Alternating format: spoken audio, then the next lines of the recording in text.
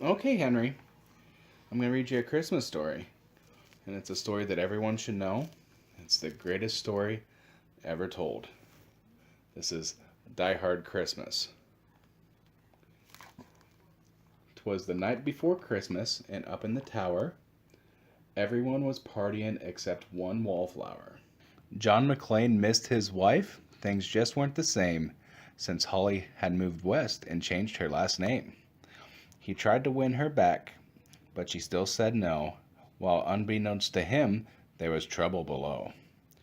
A truck had pulled up, and who should disembark but 14 men whose intentions were dark.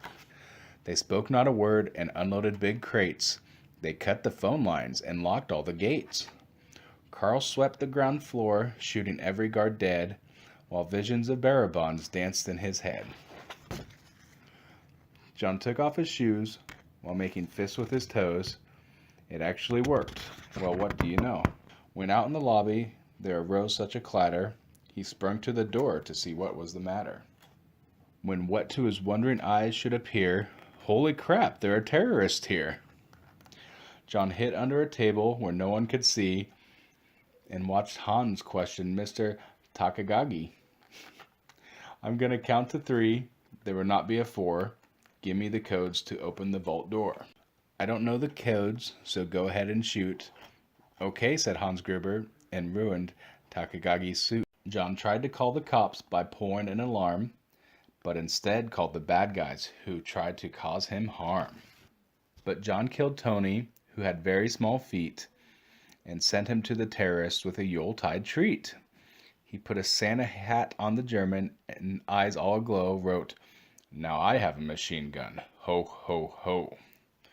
Carl was furious. Tony was his brother. He chased John across the roof, and they shot at each other. John was able to escape through the ventilation shafts. "Come out to the coast," he sighed, "and we'll have a few laughs." At Nakatomi's tower, Sergeant Powell appeared. He checked the whole lobby and saw nothing weird. He was pulling away, but didn't get far before Marco landed on the hood of his car. Powell drove away backwards, screaming all in fright. "Welcome to the party, pal," John yelled with delight. More police arrived, the FBI and a SWAT team, but Hans didn't mind. It was all part of his scheme. More rapid than eagles, his henchmen they came, and he radioed and shouted and called them by name. Now Eddie, now James, now Franco, now Yuli, on Fritz and Carl, long hair and unruly. They shot the SWAT tank with a surface-to-air missile and knocked it away like the down of a thistle. Now John McClane was angry indeed.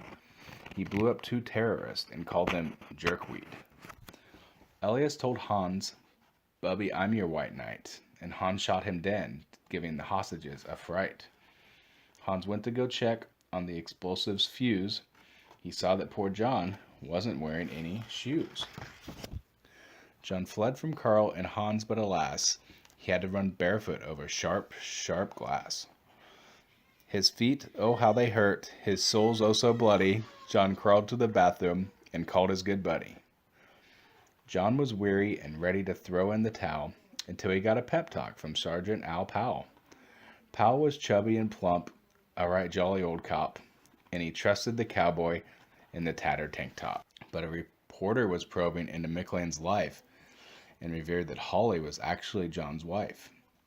Hans flipped over the gold picture frame. "It's a pleasure to meet you, Mrs. McClane." His clothes all tarnished with ashes and soot, John staggered to the roof, bloody and barefoot. The explosives were wired with the rooftop with care, in hopes the hostages soon would be there. John warned everyone the roof would soon blow, as the chopper strafed him with high-powered ammo. Around his waist he tied a fire hose tight, and screaming an oath, jumped into the night. He dangled in the air and gritted his teeth, while flames encircled the tower like a wreath. Fiercely fighting his way back inside, John yelled out, "Hans!" as he was trying to hide. He limped to the vault like an old man on crutches, only to find Holly in his filthy clutches. John dropped his gun, put his hands on his head. It seemed he and Holly soon would be dead. but with a secret gun taped to his back. John shot Hans first in a surprise attack. Hans fell out the window, still holding Holly's arm, and slowly, deliberately raised his forearm. The tenacious villain held on by his nails, till John unhooked Holly's watch and said, "Happy trails." Barrel bonds fluttered like flesh-fallen snow as Holly embraced her blood-spattered bow. So Merry Christmas to all, be kind to one another, and most of all, yippee-ki-yay, motherfucker. The end. Do you like that story, Henry? Daddy likes that story. Say goodnight. Merry Christmas, everyone.